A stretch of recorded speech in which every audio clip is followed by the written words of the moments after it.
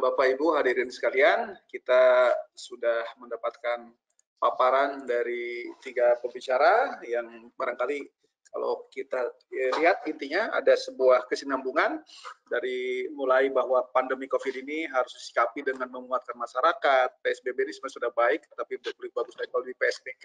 Kemudian new normal berdasarkan data dan perlu penyiapan. Kemudian policy dan action itu harus berbasis science. Lalu kewaspadaan dan kesiapan ini masyarakat harus bisa menjalankan perilaku baru yang lebih bersih, tentu saja lebih sehat, lebih terlindungi, lebih taat disiplin.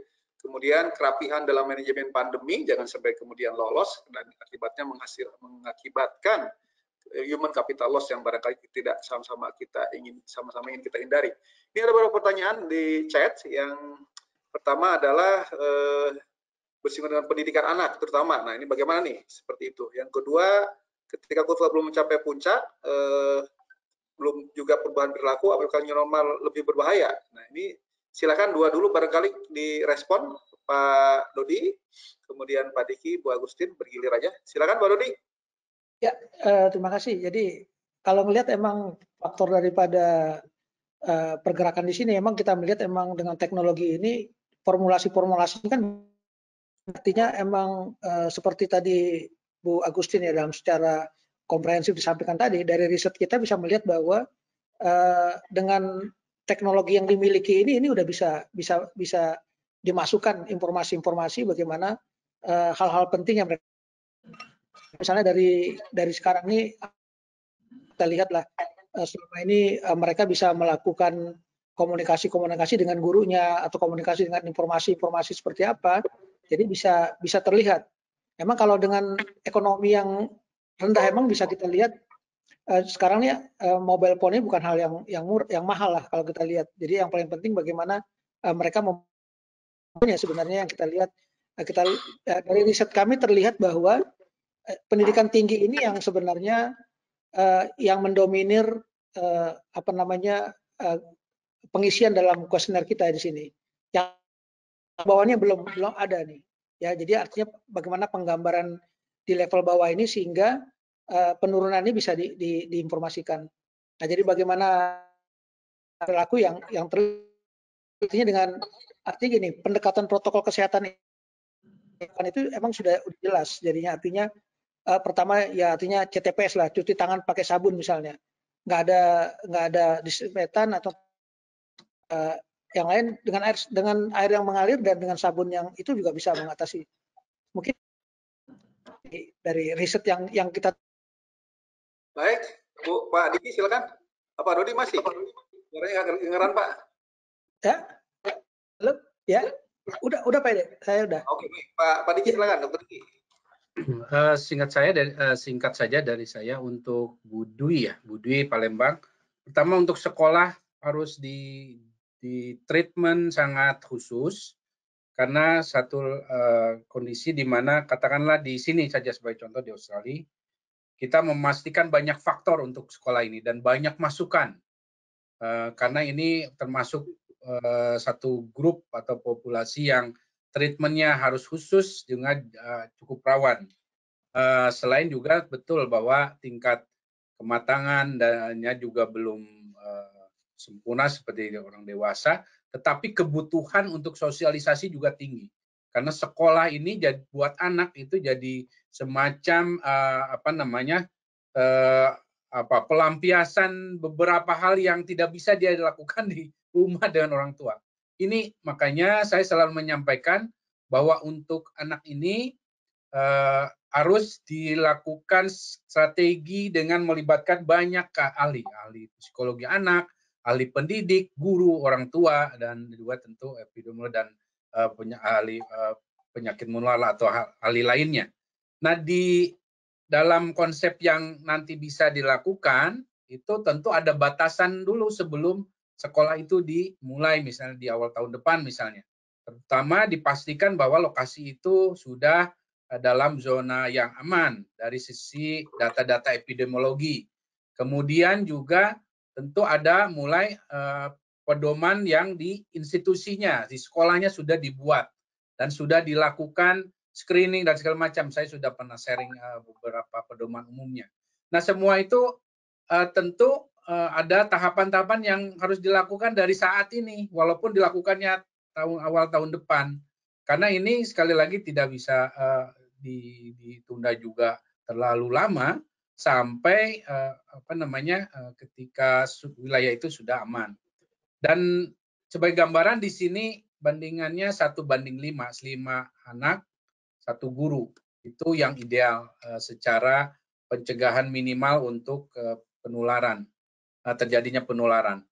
Tentu untuk kondisi Indonesia nanti bisa sesuai dengan konteks masing-masing. Dan ini sekali lagi adalah PR besar setiap pemerintah daerah untuk mencari strategi yang tepat di wilayahnya. Kemudian untuk yang kedua, bahwa kurva pandemi belum mencapai puncak. Nah ini sekali lagi harus dibedakan new normal sebagai upaya pencegahan pada level individu dan komunitas masyarakat, yang tentu saja ini sudah harus kita lakukan dari saat ini, dimulai dari rumah maupun ketika kita ke pasar dan segala macam, ini sudah harus mulai dilakukan. Sudah harus mulai juga disosialisasi dan diedukasi oleh pemerintah.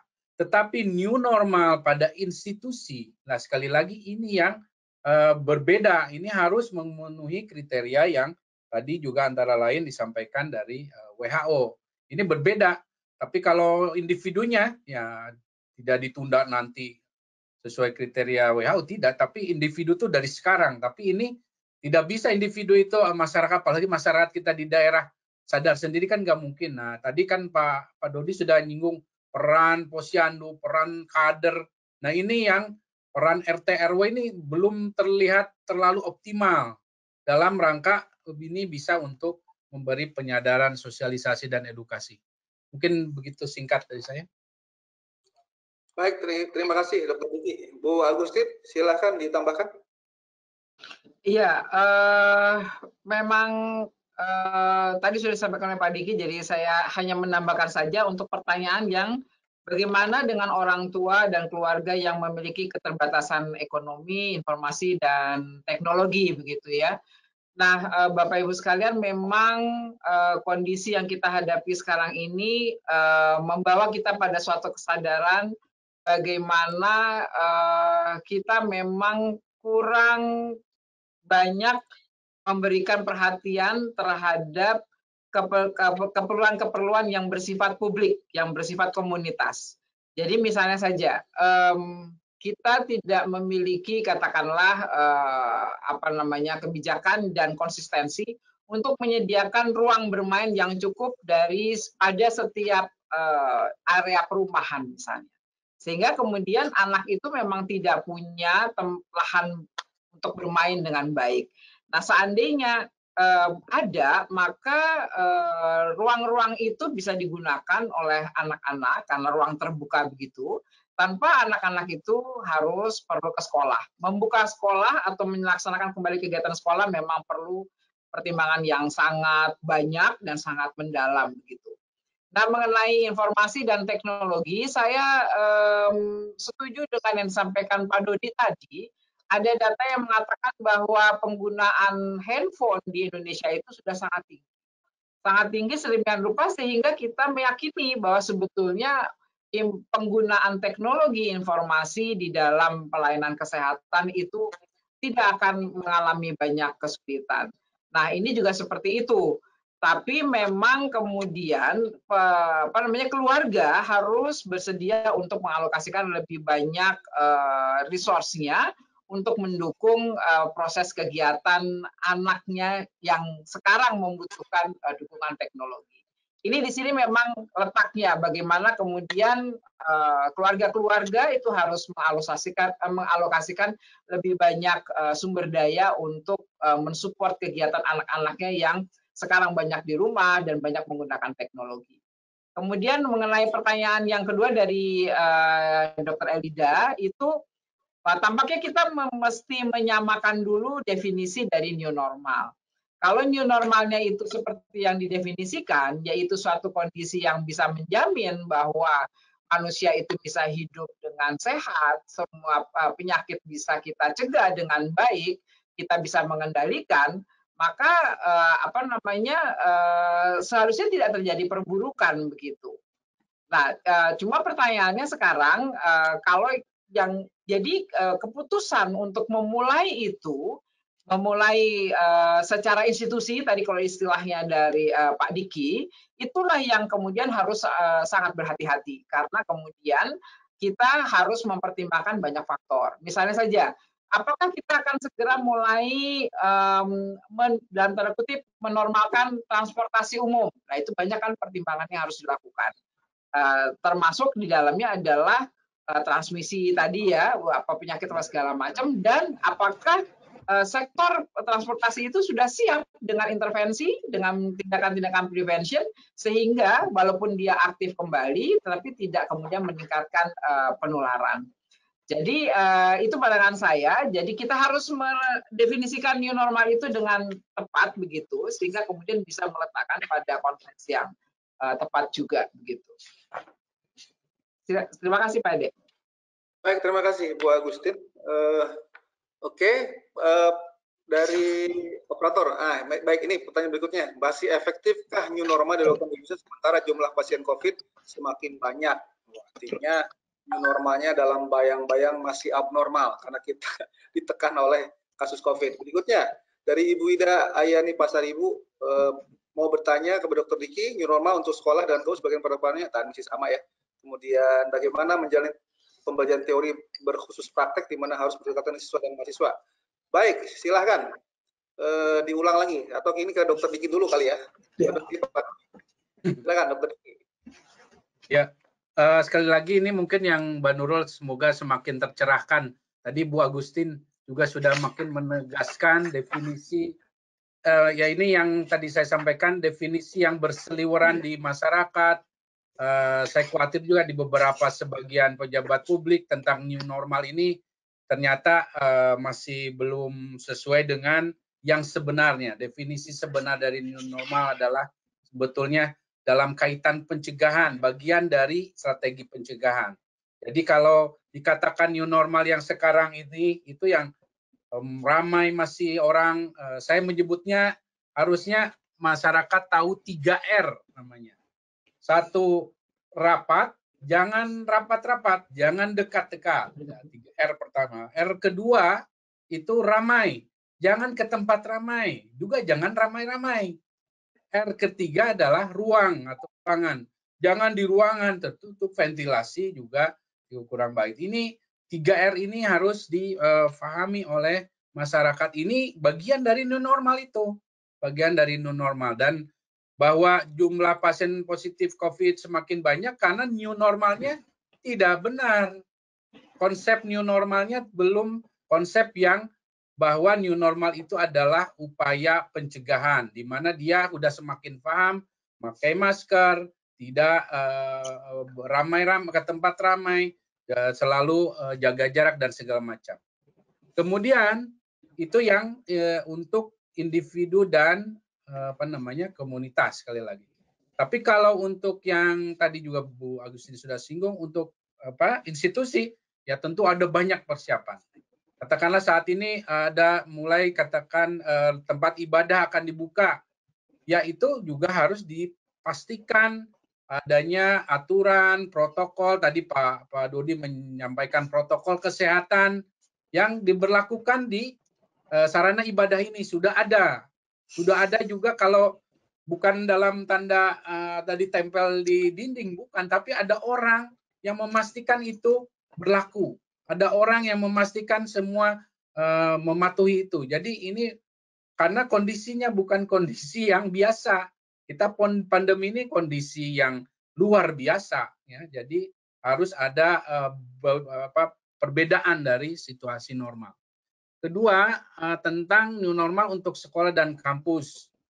Ini kebetulan hari Sabtu ada materinya nanti dengan ini saya ada dengan salah satu di bawah pendidikan nasional, lembaga tinggi.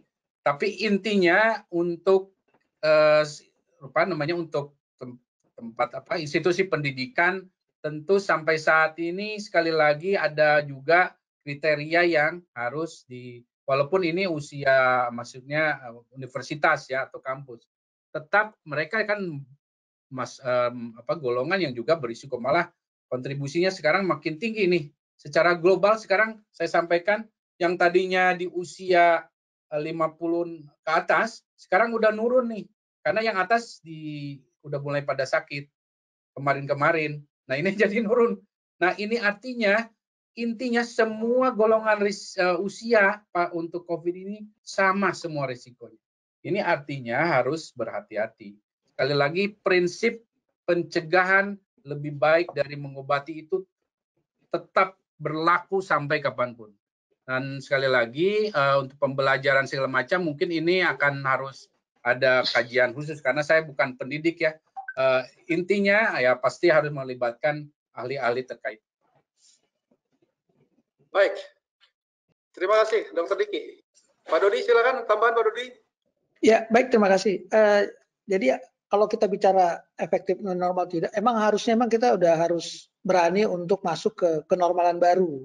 Jadi artinya di sini, karena apa? Karena kalau kita lihat dari para pelaku ekonomi, mereka tuh sudah bilang kalau sampai bulan Juni mereka Indonesia tidak buka, PSBB ini artinya tuh hancur nanti ekonomi kita, ya kan? Nah makanya harus ada di upaya-upaya berdasarkan riset yang kita lakukan tadi, yang udah kita diskusikan tadi, kita taati bersama. Nah, level yang paling terkecil memang keluarga. Berarti di keluarga itu sudah dipahamkan hal-hal apa yang memang harus dilakukan kalau mereka keluar dari rumah misalnya. Mereka dalam perjalanan. Kalau mereka bekerja seperti apa. Kalau mereka di kantor seperti apa. Nah, ini yang dikatakan kenormalan yang baru. Jadi kalau kita ketemu nggak langsung peluk cium gitu nggak bisa lagi jadi sekarang. Nah kita jaga jarak dulu. Artinya melihat. Nah 4 jam sekali kita ganti masker kita. Sering cuci tangan, CTPS di sini. Nah ini yang sebenarnya harus sudah dimulai. Jadi artinya misalnya contoh begini. Di pusat kami ini kami sudah bikin tim penanggulangan COVID-nya. Karena nanti dengan tidak diberlakunya PSBB lagi, mereka akan masuk kantor. Nah itu akan kami mengatur ganjil genap di sini, kena inspirasi ganjil genapnya. Jadi artinya kalau jumlah pegawai kami ada 150, yang masuk 75. Jadi di ruangan itu misalnya ada jumlahnya 20 orang, berarti yang bekerja 10. 10 kerja di rumahnya. Nah seperti inilah yang sebenarnya harus kita lakukan. Dan kami sudah siap nanti kalau misalnya PSBB DKI Jakarta dicabut, berarti udah berlaku normal, berarti mereka akan masuk ke kantor, kami udah mengatur. Tetap kualitas daripada pekerjaan itu sesuai dengan standar yang diberlakukan oleh pemerintah. Mungkin gitu Pak Ede, Bapak Ibu. Dari kedua pertanyaan ini bisa gambar itu ya. Ya, PSBB DKI itu bisa jadi diangkat di level itu loh Pak, level dalam Jakarta, tapi antar wilayah mungkin dipertahankan. Baik, ini cocok nih pertanyaan untuk Bu Agustin, langsung ke sektor pendidikan. Bukan yang mengatur boleh tidaknya masuk kampus. Silakan Bu. Terima kasih Pak Ede. Ya Bu Ida, memang kondisi ini kemudian menyebabkan kita harus melakukan penyesuaian banyak hal. Prinsip bahwa kita harus melakukan prevention, jadi physical distancing, tidak boleh ada kerumunan, kemudian ada tindakan personal hygiene, pakai masker itu prinsip gitu ya. Jadi ada beberapa perubahan, misalnya saja. Karena ada physical distancing, maka di kelas itu tidak bisa penuh. Kalau satu kelas tadinya kapasitasnya 50, mungkin sekarang tinggal boleh hanya diisi 15 orang saja. Yang 35 orang lagi kemana? 35 orang lagi bisa belajar dari rumah, bisa belajar dari taman, atau belajar dari tempat-tempat lain yang terbuka. Nah, artinya adalah pertama, proses belajar mengajar tetap harus blended, harus bercampur antara tatap muka dengan yang pembelajaran jarak jauh. Itu yang harus dilakukan. Nah, sekarang bagaimana dengan bahwa ada pelajaran-pelajaran yang membutuhkan praktek. Nah, praktikum kan tidak bisa kalau tidak dilaksanakan. Suatu saat harus dilaksanakan. Tetapi pelaksanaannya tetap harus tidak boleh berkerumun dan harus tetap physical distancing. Jadi kalau tadinya di laboratorium itu sekali praktikum bisa berisi 20 orang misalnya, maka sekarang tinggal sekali masuk hanya bisa 10 orang. Kalau tadinya mahasiswa kita satu angkatan 50 dan kemudian praktikum itu ada 2 gelombang, maka sekarang menjadi 5 gelombang. Itu adalah harga atau perubahan yang harus kita laksanakan. Dengan demikian memang biaya akan meningkat tentu saja. Contoh lain lagi misalnya, praktek klinik misalnya. Dulu ketika mahasiswa Fakultas Kedokteran Gigi melakukan praktek klinik itu APD-nya biasa saja. Sekarang pelayanan kedokteran gigi APD-nya harus level 3. Nah, ini kan berarti kita institusi pendidikan harus menyediakan APD yang sesuai. Gitu. Kalau di kesehatan masyarakat misalnya, dulu mahasiswa ke lapangan aman-aman saja, sekarang harus pakai masker misalnya. Kemudian tidak boleh berkerumun, maka kita harus menciptakan cara-cara atau metode-metode belajar di lapangan yang tidak menimbulkan kerumunan atau kemudian bisa dalam intervensi kelompok yang kecil-kecil saja, misalnya 5 orang seperti itu. Jadi perubahan-perubahan itu harus dilakukan. Dengan demikian memang kita sudah bisa bayangkan biaya yang kita butuhkan untuk melaksanakan ini pasti akan menjadi lebih tinggi. Kelas kemudian praktikum menjadi lebih banyak paralelnya akan lebih banyak begitu ya, perlu APD lebih banyak. Lalu bagaimana? Ya disinilah kebesaran hati yang dibutuhkan. Bagaimana kita perguruan tinggi kemudian memenuhi semua standar baru tersebut, tentu saja biayanya lebih besar. Dengan demikian tentu saja mungkin akan terjadi adjustment dari biaya belajar. Tetapi adjustment itu tentu saja harus kita pertimbangkan juga kemampuan dari mahasiswa kita dan kondisi atau fakta bahwa mahasiswa kita dan keluarganya tidak kecil kemungkinan mereka juga terkena dampak dari COVID. Artinya kalau mau naik nggak boleh tinggi-tinggi, gitu kan? Kalau ada lebihnya di institusi pendidikan, lebihnya dari biaya pendidikan itu masih ada lebih, barangkali itu juga harus dikurangi. Nah, kira-kira seperti itu. Contoh lain misalnya, dulu kantin harus ada dong di kampus karena kan kita butuh makan. Oke, kantin harus ada, tetapi ada persyaratannya. Nggak boleh berdesakan, jaraknya harus jauh-jauhan. Kemudian food handler di kantin itu harus menggunakan APD lengkap. Nah, itu siapa yang membiayai? Tentu saja kemudian dibebankan kepada produsen, yaitu yang jualan. Yang jualan bilang, wah kalau gitu saya mesti naikin nih harga makanan. Boleh naik, tapi naiknya nggak boleh tinggi-tinggi. Artinya, dia keuntungannya berkurang, produsen juga membeli harga sedikit lebih mahal. Kebesaran hati seperti itulah yang sekarang dibutuhkan oleh bangsa dan negara kita. Bagaimana kita bisa sama-sama berkorban, sama-sama menahan diri, sama-sama berkontribusi, sehingga kehidupan normal baru itu bisa berjalan dengan baik. Kampus buka, kantin buka, perpustakaan buka, tapi semuanya dengan level yang jauh lebih tertata, tidak boleh ada kerumunan, APD-nya lengkap, segala macamnya harus kita siapkan, biaya lebih tinggi, itu adalah hal yang harus kita investasikan untuk masa depan bangsa dan negara kita. Demikian Pak Edi. Baik, terima kasih. Jadi kembali new normal itu barangkali metafornya seperti itu ya. Ada dua pilihan. Kita mau milih ulat atau ular. Bedanya cuma T sama R, gitu ya. Nah, kemarin mestinya kita di Ramadan tuh latihan untuk masuk ke abnormal, kemudian kita normal, normalnya lebih new gitu ya. Kalau ular ya dia diem, kemudian nanti ganti baju tuh. Tapi kelakuannya sama, tetap aja ular gitu. Tapi kalau ulat jadi kepompong, berdiam diri, keluar jadi kupu-kupu yang indah. Mestinya kita keluar dengan perilaku yang lebih indah, yang lebih lebih bersih, lebih sehat, lebih taat dan disiplin, dan akhirnya bisa mencegah COVID dan berbagai penyakit menular lainnya. Saya kira masih punya waktu kita. Masih ada pertanyaan di panitia untuk di pertanyaan tertulis? Nah, masih ada dua. Selamat siang, mau bertanya strategi yang tepat untuk institusi rumah sakit kami di masa ini. Kota Palembang masih bertanya PSBB, setuju untuk tetap mulai new normal di lingkungan rumah sakit. Saya setuju untuk tetap mulai new normal. Dari berikutnya, apa dasar kita yang mau menerapkan new normal, sementara kondisi kita sebelum belum normal. Oh, ini malah mau balik ke normal, padahal kita maunya new normal. Oke, sekarang kita geser Bu Agustin dulu yang menjawab, ya berputar. Silakan Bu. Baik. Bu Patricia, kalau kita perhatikan sebetulnya dari seluruh sektor dalam tanda kutip ekonomi, sektor kesehatan itu yang paling dulu berubah perilakunya. Coba kita lihat, rumah sakit dari yang tadinya dulu dia tidak terlalu memperhatikan triase, sekarang triasenya bagus-bagus.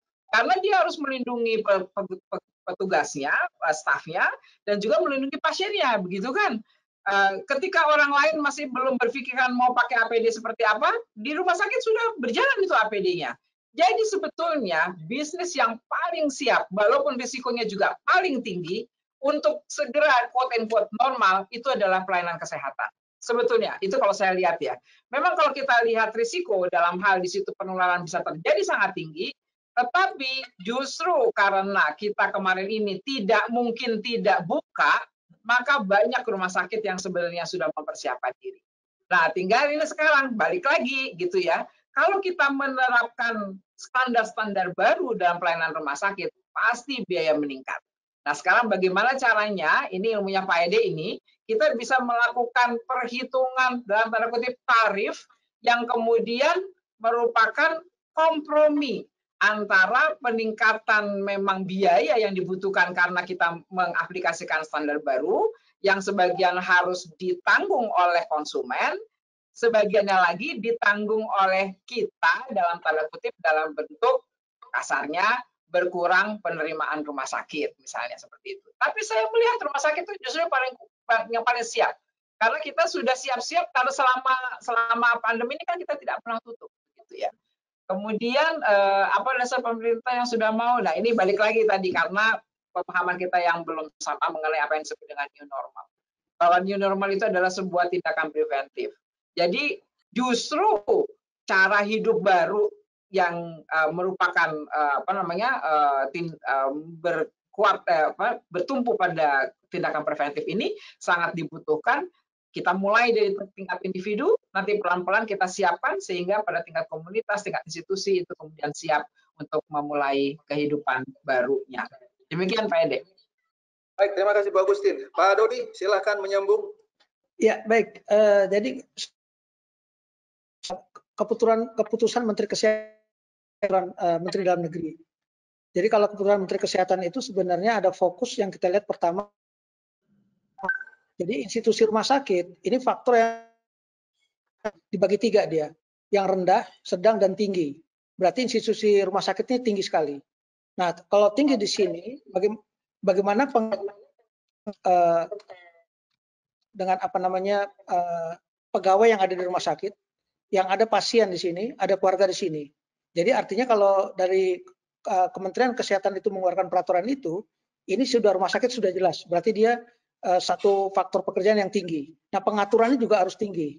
Nah, seperti Bu Agustin menyampaikan tadi, emang sebenarnya informasi yang paling kuat diinformasikan oleh rumah sakit kepada masyarakat itu akan lebih kuat. Karena apa? Karena paparan yang orang rumah sakit ini luar biasa sekali. Ya, jadi artinya mereka akan lebih didengar dibandingin sama hal yang lain. Kalau saya lihat dari pemberitaan, ya kalau orang rumah sakit datang ke sebuah rumah tangga bahwa mereka ada PDP atau OTG atau positif, udah lari itu semua orang.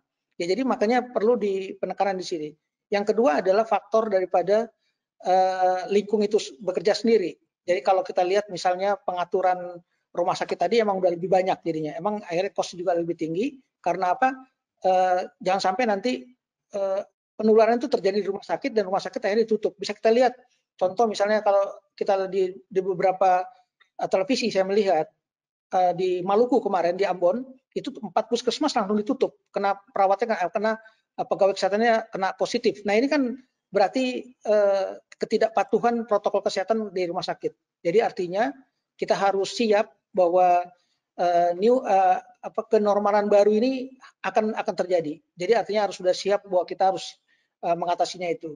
Nah, ini beberapa hal di keputusan Menteri Kesehatan yang harus dipahami. Nah, kami di Litbang, ya karena Litbang ini tidak berhubungan langsung, jadi ada faktornya adalah faktor yang sedang. Kalau kita lihat, kami sudah mengatur. Ya, jumlah peneliti kami di sini total pegawainya ada sekitar 200. Berarti jumlah ruangan-ruangan sudah kami atur, kamar mandi sudah kami atur, berpakaian juga sudah atur. Nah, yang komorbid ini sudah kita atur. Mereka lebih banyak kerja di rumah dibandingkan kerja di kantor supaya tidak resiko pada terlalu penyakit. Nah, ini yang kita lihat. Dari Pak Sunaryadi tadi sudah kita jelaskan bahwa kondisi apapun kita harus lakukan, Pak. Jadi tidak bisa kita menahan, ya, karena ekonomi akan hancur, dampaknya luar biasa. Ya, mungkin kriminal akan meningkat di mana-mana oleh karena tidak ada. Demikian Pak Ede yang dapat kami informasikan. Baik. Ya. Dokter Diki, ada tambahan?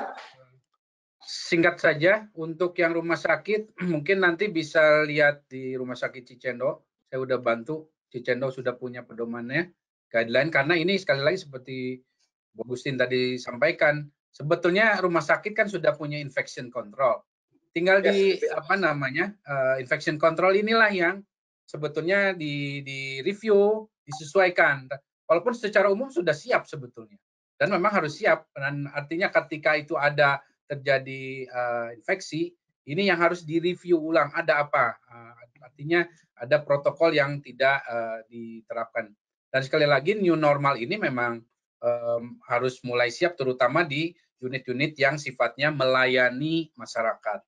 Karena sekali lagi kita tidak bisa juga membiarkan masyarakat tertunda tidak terlayani, terutama ini yang kaitannya dengan layanan masyarakat. Dan sekali lagi tentu dengan banyak pertimbangan dan masukan dari para ahli yang terkait. Untuk yang Pak Sunaryadi saya kira sudah jelas tadi. Baik, terima kasih banyak ketiga panelis, Ibu Agustin, Pak Dodi, Pak Diki. Ini kalau bisa kita tepuk tangan, tapi dari jauh gimana caranya tepuk tangannya? Tapi saya hanya mengingatkan Bapak Ibu, new normal ini memang pada akhirnya tidak cukup hanya langsung berperilaku gitu ya. Tapi ada sebuah value yang harus kita pahami bareng-bareng. Dan jangan membentur-benturkan antara ekonomi kesehatan, karena ini adalah bagian satu kesatuan yang harus kita pikirkan.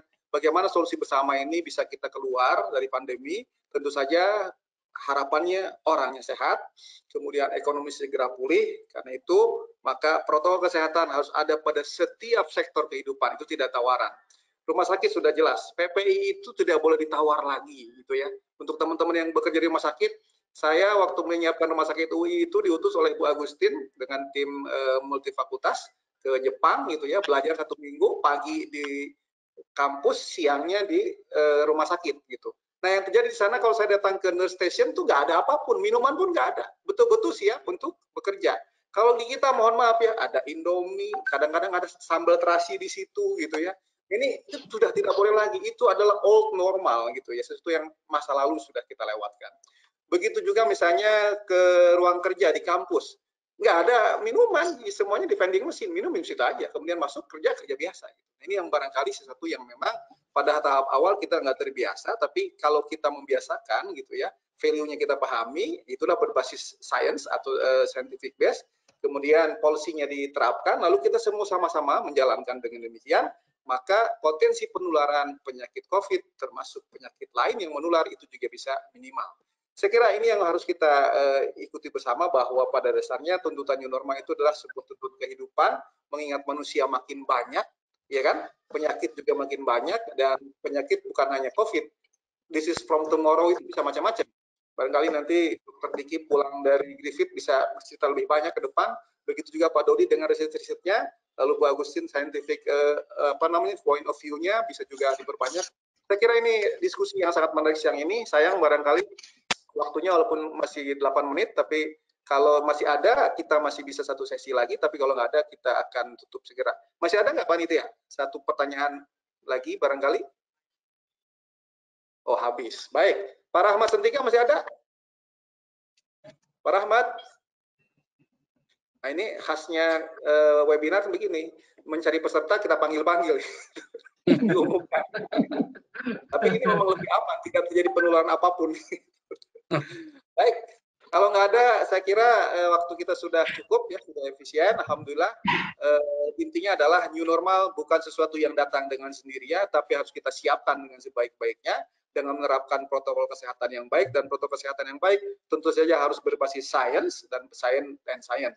Tadi Dr. Diki mengingatkan bahwa senjata kita manusia itu adalah sains, dan itu nggak ada pilihan ya. Kita diskusi akademik, maka kita mesti membiasakan diri membaca dengan benar, memverifikasi, dan melakukan kemudian penerapan dengan sebaik-baiknya.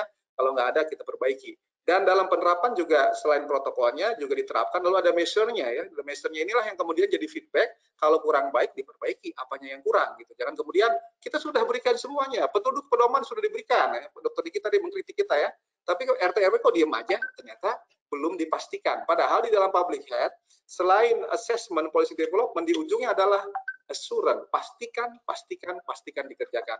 Kira-kira itu diskusi kita siang ini. Mari Bapak Ibu kita siapkan diri kita untuk bisa menyongsong new normal dengan lebih baik lagi, dan tentu saja harapannya adalah lebih bersih, lebih sehat, lebih taat, lebih disiplin, dan lebih tangguh di dalam menghadapi berbagai macam penyakit. Saya sebagai moderator mengucapkan terima kasih kepada para pembicara, Ibu Agustin, Dr. Diki, dan Pak Dodi Suwardi. Semoga kita bisa bertemu lagi dalam pertemuan yang akan datang. Bapak Ibu semua, terima kasih. Assalamualaikum warahmatullahi wabarakatuh.